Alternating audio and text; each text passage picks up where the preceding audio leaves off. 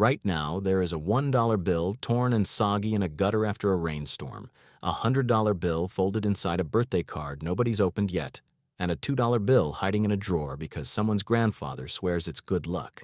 Every single bill in your wallet has lived a different life, faced a different set of risks, and earned a completely different reputation, even though they're all just paper, ink, and a promise from the federal government. This is what it's actually like to live as every denomination of American currency, ranked from the least respected to the most powerful piece of paper in the world. $1. You are born in a high-speed printing press in Fort Worth, Texas, or Washington, D.C. 32 of you get printed on a single sheet at once, sliced apart and stacked into a brick of 4,000. You cost the government less than 6 cents to make. Your entire existence is a rounding error on the federal budget, and somehow you are also the single most printed denomination in American history.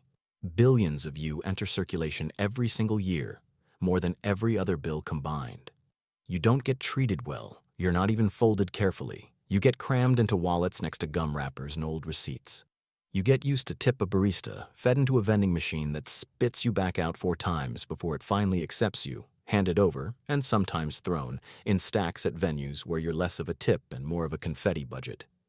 You will average somewhere around 4,000 individual transactions before you're done, which sounds impressive until you realize that's just 4,000 different ways for a stranger to fold you, crumple you, or treat you like you're disposable.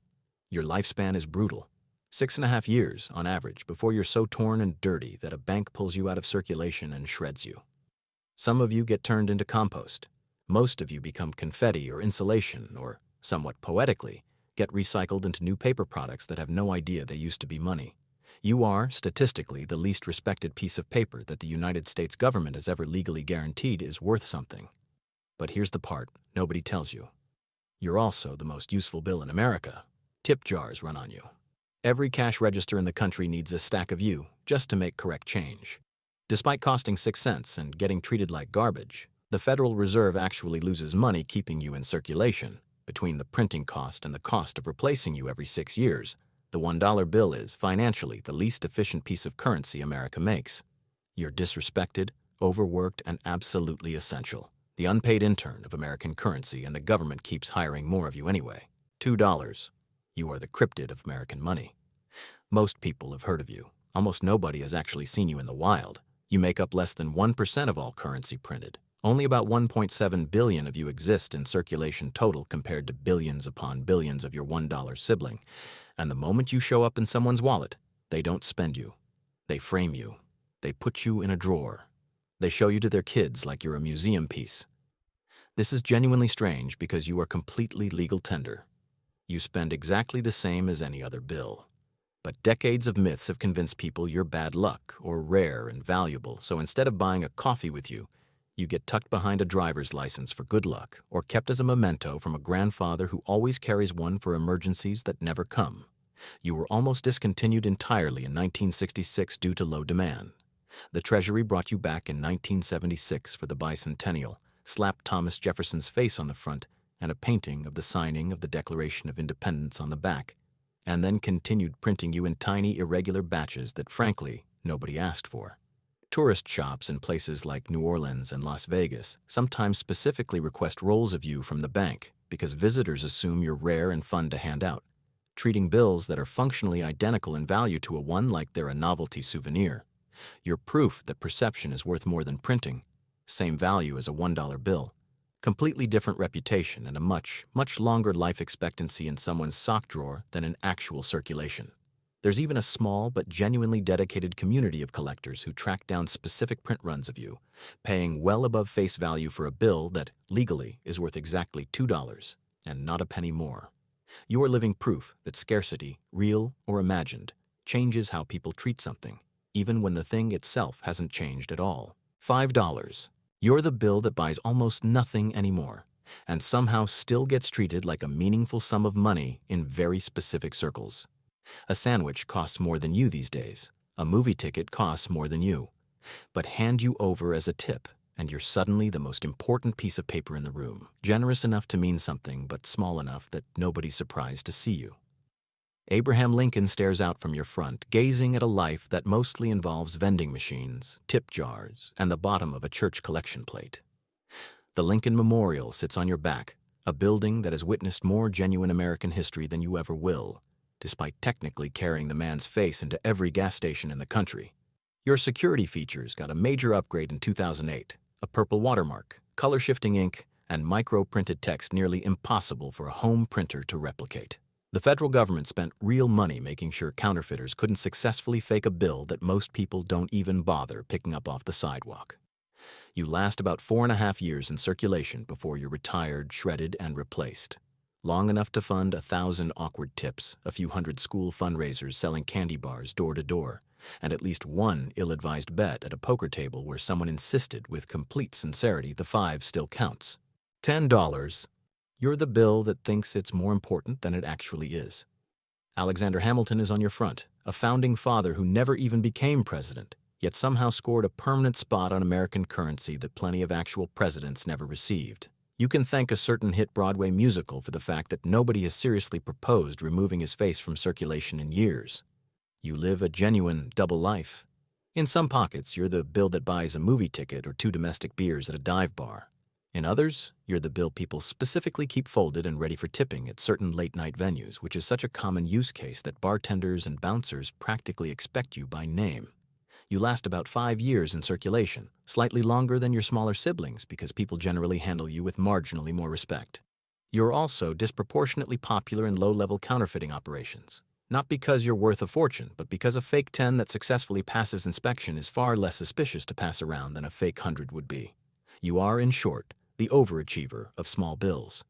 Punching above your actual purchasing power, working harder than your value really justifies, and getting folded into more strange shapes than any self-respecting piece of currency should reasonably have to tolerate in one lifetime. $20.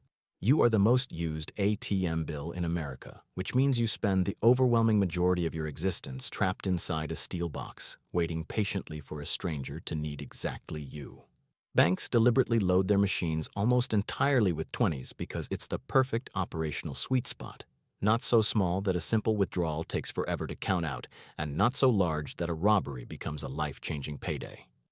Andrew Jackson is on your front, a man who, famously and almost comedically, actually opposed both paper currency and centralized banking throughout his presidency.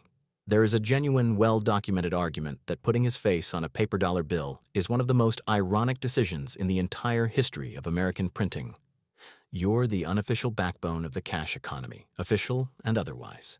You're the bill people reach for when they want to look like they mean business, and the bill of choice for transactions where nobody particularly wants a paper trail. ATMs spit you out in crisp, fresh stacks that get folded, crumpled, and stuffed into pockets within minutes of leaving the machine. You are simultaneously the most boring and the most quietly versatile bill in casual circulation, the wallet's equivalent of a perfectly ordinary sedan that also happens to be somebody's getaway car. Your lifespan clocks in around 5.5 years, treated slightly better than a 5 or a 10 because people instinctively know you're worth carrying carefully, but still common enough that absolutely nobody treats you with the reverence reserved for 100. $50. You are the awkward middle child of American currency, too large to spend casually without a second thought, too small to feel genuinely impressive when somebody hands you over, and so rarely loaded into ATMs that when a machine does occasionally spit you out, the person holding you visibly hesitates before trying to break you at a gas station register. Ulysses S. Grant is on your front, a Civil War general and former president whose face on a 50 has caused more cashier suspicion than almost any other bill in America. Convenience store clerks hold you up directly to the light. They check the watermark. They sometimes simply refuse you outright because the register doesn't have enough in it to make proper change. You're disproportionately popular with counterfeiters specifically because you're handled less frequently than a 20 or a 100, meaning fewer eyes scrutinize you closely before you successfully pass through the system. The government compensates with genuinely serious security technology, a color-shifting numeral that changes from copper to green when tilted, an embedded security thread that glows under UV light, and a watermark sophisticated enough to make a forger's life considerably more difficult. Your lifespan runs around 8 years, noticeably longer than the smaller bills, mostly because you spend the vast majority of your existence sitting completely untouched in a drawer, a safe, or a birthday card from a grandparent, patiently waiting for someone to find an actual reason to use you. You're also the bill most likely to get genuinely scrutinized at a casino cage where dealers have seen every counterfeit trick in the book and treat every 50 that crosses the table like a potential crime scene. Nobody questions a 20. Almost everybody questions you. It's an odd kind of fame, important enough to make people suspicious, not common enough to make people comfortable. $100. You are the celebrity of American currency and you absolutely know it. Benjamin Franklin, a man who notably was never even president, is on your front, smirking confidently out at a life of relative luxury that the $1 bill could only ever dream about. You don't get crammed into vending machines. You don't get used to tip a barista. You get folded neatly into leather money clips, displayed in private collections like a trophy, and rubber-banded into thick, satisfying stacks in every heist movie ever made, because nothing communicates serious money on screen quite like a brick of hundreds. Here's the part that should genuinely bother you. More $100 bills currently exist outside the United States than inside it. You are functionally the unofficial backup currency of the entire planet, held in mattresses, buried inside coffee cans, and stashed in safes from Buenos Aires to Moscow. Because in countries with historically unstable currencies, you represent something their own local money simply cannot promise: long-term stability. You also carry a noticeably more serious reputation than the rest of the lineup. Yet you are, by a wide and well-documented margin, the bill most associated with transactions people prefer to keep untraceable. So much so that several countries have seriously debated phasing out large denomination bills specifically because of how efficiently useful they are for moving large sums of money quietly. You last around 15 years in circulation, more than double the lifespan of your $1 sibling, because almost nobody treats you carelessly. You don't get crumpled into a ball. You don't get used as an impromptu coaster. You get respected, hoarded, and occasionally carried across an international border somewhere it wasn't declared. You are the undisputed top of the food chain, the most powerful, most photographed, and arguably most influential piece of paper the United States government has ever printed. Every other bill on this list deep down wants to grow up to be you. Statistically, almost none of them ever will. 7 denominations, 7 completely different lives. The next time a crumpled 5 gets handed back to you in change, remember, that piece of paper has lived a more chaotic life than most people you know. If this video gave you a new appreciation for the cash in your wallet, subscribe to the Price Explainer for more videos breaking down the true cost and the true story behind the things you use every single day without ever really thinking about them.